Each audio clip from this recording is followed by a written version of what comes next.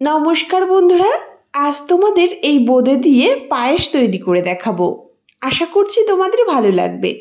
আমি ঘরেতে বোঁদে বানিয়ে তারপরে পায়েস তৈরি করব। পুরো ভিডিওটি দেখতে থাকো, আশা করছি ভালো লাগবে। তার জন্য প্রথমে আমি এই কাপের মাপ করে 1 কাপ বেসন নিয়েছি।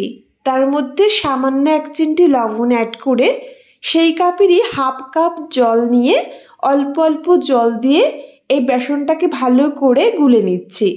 খুব অল্প অল্প জল দিয়ে গুলে নিতে হবে, তা না হলে কিন্তু স্মুথ ব্যাটার তৈরি হবে না। একবারে বেশি জল দেওয়া যাবে না, খুব অল্প অল্প জল দিয়ে একটা স্মুথ ব্যাটার তৈরি করে নিতে হবে। এইভাবে কিছু সময় ফেটিয়ে নিয়ে আর এইরকম ঘনত্ব রেখে আমি ঢেকে রেখে দিলাম 10 মিনিটের জন্য। হাতের সময় থাকলে আধা ঘন্টাও ঢেকে রাখতে পারো। 10 মিনিট পর ঢাকাটা তুলে নিয়েছি। এবার এর মধ্যে দিয়ে দিচ্ছি খুবই 1 চিমটি বেকিং সোডা। আবারও ভালো করে মিশিয়ে নিচ্ছি। এই ব্যাটারটাকে ভালো করে ফেটিয়ে নিতে হবে আর ঘনত্বটা ঠিক এইরকম থাকবে। দেখো ব্যাটারটা কিন্তু পড়ছে আর কিছু সময় থেকে আস্তে মিলিয়ে যাচ্ছে। ঠিক এইরকমই রাখতে হবে ব্যাটারটা। এবার অন্যদিকে আমি কড়াইতে কিছুটা রিফাইন তেল বসিয়ে দিয়েছিলাম। 1 ফোঁটা ব্যাটার দিয়ে দেখলাম যে তেলটা ভালো গরম হয়েছে কিনা। তো একদম ভালোভাবে গরম হয়েছে, ব্যাটারটা উপরে ভেসে উঠেছে।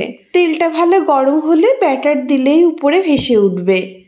এবারে এরকম একটা গোল হাতা নিয়ে উপরে এরকম 1 চামচ ব্যাটার দিয়ে দিলাম আর হাতাটাকে স্থিরভাবে এইভাবে রাখার পরে দেখবে খুব সুন্দর বোঁদের আকারে নিচে পড়ে যাবে।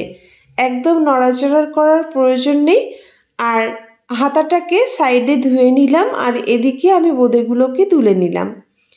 হাতাটা প্রত্যেকবার ধুয়ে নিয়ে তারপর আরও 1 চামচ ব্যাটার দিতে হবে। না ধুয়ে কিন্তু বোঁদেগুলো ভাজা যাবে না, তাহলে বোঁদেগুলো একদম ভালো হবে না। এইরকমভাবে আমি সবগুলো ভেজে নিয়েছি।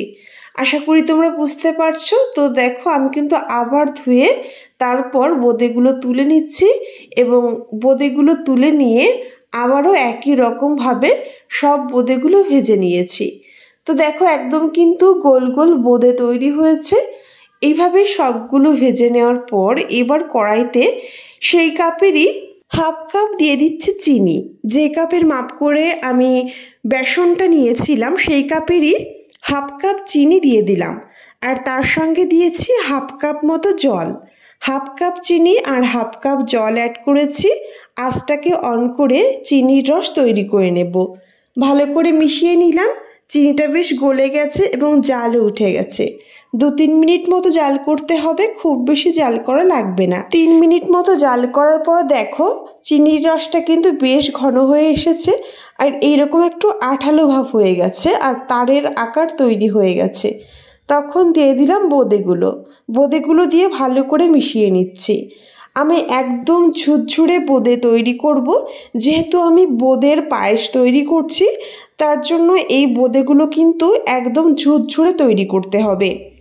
আমি যে মাপসহ চিনির রসটা নিয়েছি এই মাপসহ যদি তোমরা তৈরি করো তাহলে কিন্তু একদম ঝুরঝুরে হবে। ভালো করে মিশিয়ে নিলাম। চিনির রসের সঙ্গে ভালো করে মিশিয়ে নিয়ে ঢেকে রেখে দিচ্ছি 5 মিনিটের জন্য। 5 মিনিট পর ঢাকাটা তুলে নিয়েছি আর মাঝে একবার আমি নেড়ে নিয়েছিলাম। দেখো একদম রস টেনে গেছে আর একদম কিন্তু ঝুরঝুরে হয়েছে। এইভাবে বোঁদে তৈরি করলে একদম ঝুরঝুরে বোঁদে তৈরি হয়। বোঁদের পায়েস তৈরি করতে চাইলে তোমরা বাজার থেকে কিনে নিয়েও বোঁদের পায়েসটা তৈরি করতে পারো, তবে ঘরেতে সহজ উপায়ে এইভাবে বোঁদে তৈরি করলে আমার মনে আরও বেশি ভালো লাগে। তো আমি কিন্তু একদম ঘরেতে তৈরি করে নিয়েছি। এবার কড়াই বসিয়ে কিছুটা দুধ দিয়ে দিলাম। দুধটা জাল করা ছিল, আরও একবার আঁচটা বাড়িয়ে কিছু সময় দুধটা জাল করে নিয়েছি। দুধটা বেশি জাল করে নিয়ে যদি বোঁদের পায়েসটা তৈরি করা হয় খেতে খুবই ভালো লাগে। আরও কিছু সময় জাল করে বোঁদেগুলো দিয়ে দিলাম। বোঁদেটা দিয়ে ভালো করে মিশিয়ে নিতে হবে। আঁচটাকে বাড়িয়ে দিয়েছি আর বোঁদেটা ভালো করে মিশিয়ে নিয়েছি।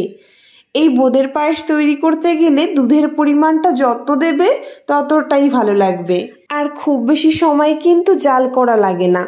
আমি এইভাবে হাই আঁচে 2 থেকে 3 মিনিট মতো জাল করে নিয়েছি। আর মিষ্টিটা চেক করে নিলাম, দেখলাম একদমই পারফেক্ট আছে, যেহেতু আগেই আমি মিষ্টি দিয়ে বোঁদেগুলো ভিজিয়ে নিয়েছিলাম। আর মিষ্টি দেওয়ার প্রয়োজন নেই, এর মধ্যে দিয়েছি খুবই সামান্য 1 চিমটি লবণ আর একটা এলাচ ফাটিয়ে অ্যাড করেছি। যে কোনো মিষ্টি কিছুতে খুব সামান্য 1 চিমটি লবণ অ্যাড করলে খেতে বেশ ভালো লাগে। তো দেখো 3 মিনিট মতো জাল করার পর বেশ দুধটা টেনে আসছে। এবার আঁচটা বন্ধ করে দিলাম। দুধটা কিন্তু খুব দ্রুত টেনে যায়, তাই খুব বেশি সময় কিন্তু জাল করা যাবে না। তারপর নামিয়ে নিয়েছি। ভীষণ লোভনীয় খেতে হয়েছিল। উপরে কিছুটা চেরি দিয়ে সাজিয়ে নিয়েছি। তো বন্ধুরা, বাড়িতে অবশ্যই একবার ট্রাই করো আর আমাকে বলো তোমাদের কেমন লাগলো। আর তোমরা কে কে বোঁদের পায়েস এইভাবে তৈরি করেছো অবশ্যই কমেন্টে জানিও। আমার ভীষণ ভালো লেগেছে, আশা করছি তোমাদেরও ভালো লাগবে।